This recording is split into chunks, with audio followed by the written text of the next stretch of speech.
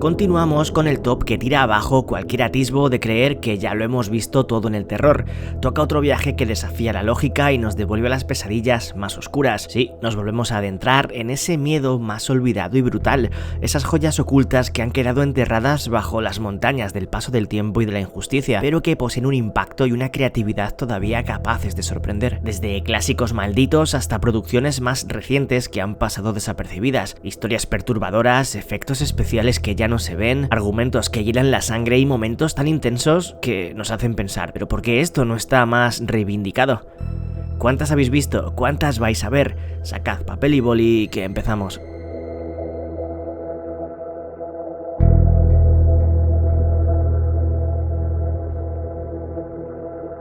La única superviviente de un accidente aéreo que, lejos de sentirse afortunada, empieza a notar que algo o alguien la está siguiendo. ¿Os suena de algo el argumento? Poco a poco, figuras pálidas, silenciosas y amenazantes comienzan a acercarse a ella como si la muerte hubiese enviado a sus mensajeros a corregir un error que no debería haber sucedido.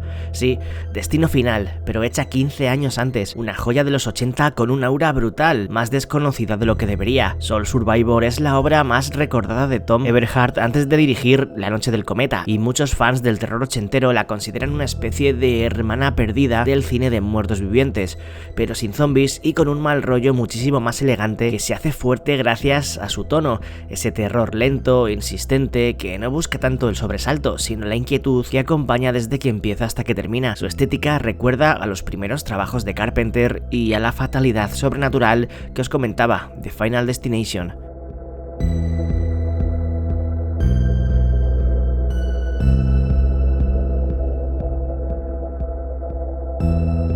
La siempre infravalorada década de los primeros 2000 dejó varias pequeñas joyas que por varias razones han sido relegadas a un segundo plano o al olvido más absoluto, y recuerdo especialmente la que tenéis delante porque me gustó mucho en su momento y parece que nunca existió. ¿Os suena? Half-Life, en la tiniebla, que se llamó en España, nos metía junto a Demi Moore, una escritora de éxito que tras la muerte de su hijo se refugia en un pequeño pueblo costero escocés para recomponer su vida. Un lugar muy bonito, pero que enseguida empieza a provocar a la prota cosas extrañas. Y es que cuando empieza a ver sombras, presencias y pistas que le hacen seguir un misterio cada vez más grande, la película se convierte en un juego de espejos entre fantasmas y traumas donde nada es lo que parece. Aparte de su potente localización y el escenario, con ese faro, casi como un personaje más, el giro final, que no os lo voy a destripar, conecta lo paranormal con lo humano de forma muy elegante. Thriller sobrenatural de terror con elementos dramáticos que tira y bebe de obras como El Sexto Sentido. ¿Cuántos la habéis visto?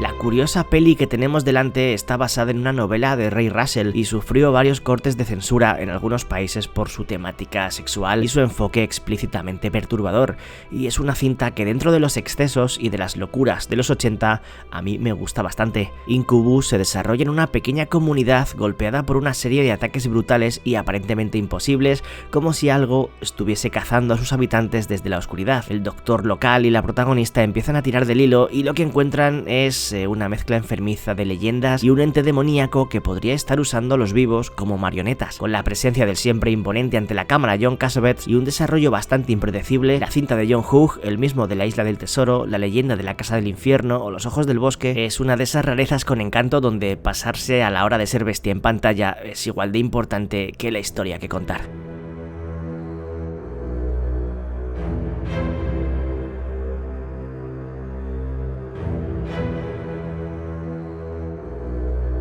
Seguimos en los 80, ahora para irnos a un viaje de esos surrealistas, oníricos, sin abandonar lo físico y lo diabólico, porque Dream Demon es una joyita del terror británico y que, como le pasaba al anterior, sufrió de cierta censura, prohibida en algunos países por sus imágenes. La historia de esta locura, dirigida por Harley Coclis, que llena cada secuencia de simbolismos, niebla, puertas imposibles y pasillos que no llevan a ninguna parte, sigue a Diana, una joven a punto de casarse que empieza a sufrir pesadillas cada vez más potentes, como si su subconsciente estuviese intentando avisarle de algo que no quiere o no puede ver. Los sueños se funden con la realidad, los límites se rompen y la película juega a descolocar con una soltura que recuerda a Pesadilla en Elm Street, pero con un tono mucho más psicológico y teatral. Las criaturas y los maquillajes prácticos siguen luciendo inquietantes y el tono ambiguo que mantiene siempre nos deja pensando en qué es real y qué no, hasta que termina.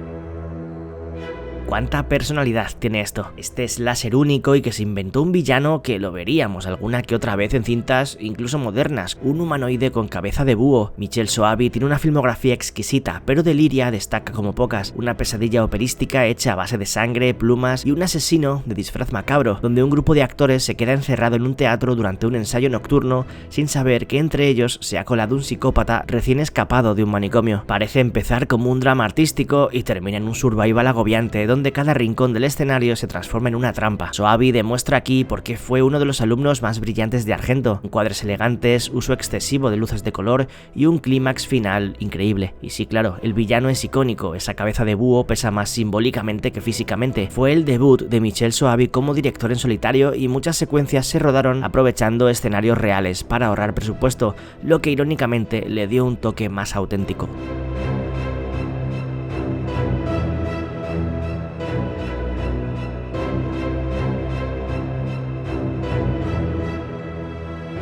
Vamos con una de extraterrestres, que siempre apetece, con otra olvidada, ahora noventera, protagonizada por Donald Sutherland, que regresaba a enfrentarse años después de la invasión de los ultracuerpos a fuerzas de fuera de nuestro planeta. Puppet Masters, no confundir con la saga Puppet Master, no tiene nada que ver, aquí llamada Alguien mueve los hilos, es ese tipo de peli que parece llegar tarde a la fiesta de la ciencia ficción paranoica. Basada en la novela de Robert Heinlein, la historia nos lanza a un Estados Unidos donde una raza de parásitos, los slugs, se cuelan en los cuerpos humanos y toman el control como si fueran administradores del sistema nervioso. Y ahí entra Donald Sutherland y su equipo de la agencia secreta OCCP, intentando frenar una invasión silenciosa que convierte a cualquiera en un enemigo. Seria, directa y siendo a su vez un homenaje a la anteriormente citada, los efectos prácticos de los parásitos funcionan sorprendentemente bien hoy todavía. Aunque simplifica mucho la novela, la cinta mantiene ese espíritu de desconfianza absoluta hacia el otro y hacia la propia humanidad.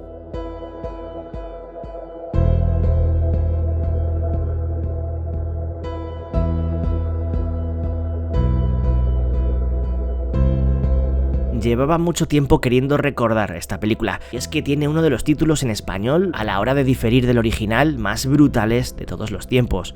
Si os digo Muerte a 33 revoluciones por minuto, ¿os suena? Trick or Treat en inglés es una reliquia que huele a neón y a vinilo quemado. La película sigue a Eddie, un adolescente marginado obsesionado con su ídolo musical, Sammy Curr, una estrella del heavy metal que muere en un incendio, pero cuyo último disco guarda un pequeño detalle técnico, que si lo reproduces al revés no solo suena satánico, sino que literalmente invoca al propio Sammy para volver del más allá, cabreado y con ganas de fiesta. Una mezcla que parece imposible entre slasher, comedia accidental y videoclip de la MTV, todo envuelto en una carta de amor a la cultura metal de los 80. Kiss y Ozzy aparecen en cameos legendarios y la banda sonora está compuesta por Fastway, haciendo de la música un elemento bastante importante. El film fue una respuesta directa al Satanic Panic de la época, usando la paranoia como combustible narrativo, y aunque hoy resulta exagerada, sigue siendo eso, una joyita que merece volver al escenario, nunca mejor dicho.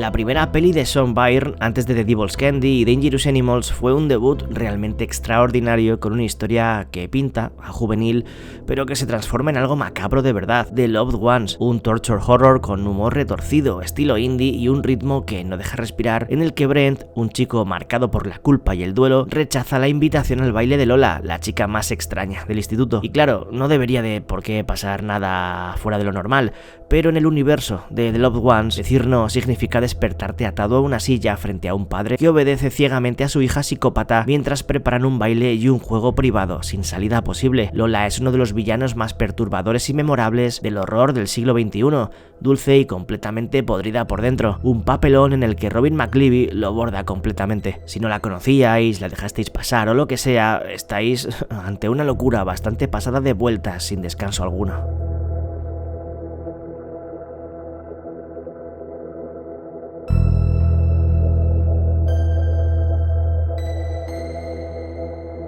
Desde su sangrienta escena del supermercado, considerada una de las más perturbadoras del terror setentero, hasta su influencia directa en directores como Carpenter o Fulci, una obra rara, incómoda pero absolutamente inolvidable. Esta Messiah of Evil, una joven que llega a un pequeño pueblo costero para buscar a su padre desaparecido, solo para descubrir que el lugar parece atrapado en una especie de trance colectivo, una calma malsana que oculta un mal mucho más antiguo que cualquiera de los habitantes.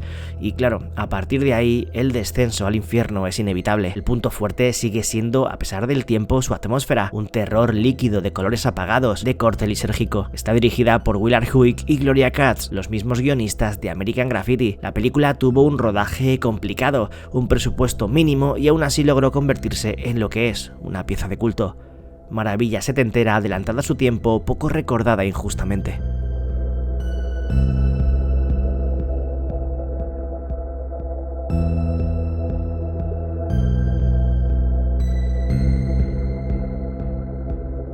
Dirigida por Tobe Hooper, es un híbrido fascinante entre ciencia ficción, terror, thriller apocalíptico, que ha adquirido con los años un estatus casi de obra maestra. Y es que mezclar vampiros, zombies, entidades diabólicas y extraterrestres suena a algo que es imposible que pueda salir bien, pero Life Force es sencillamente espectacular.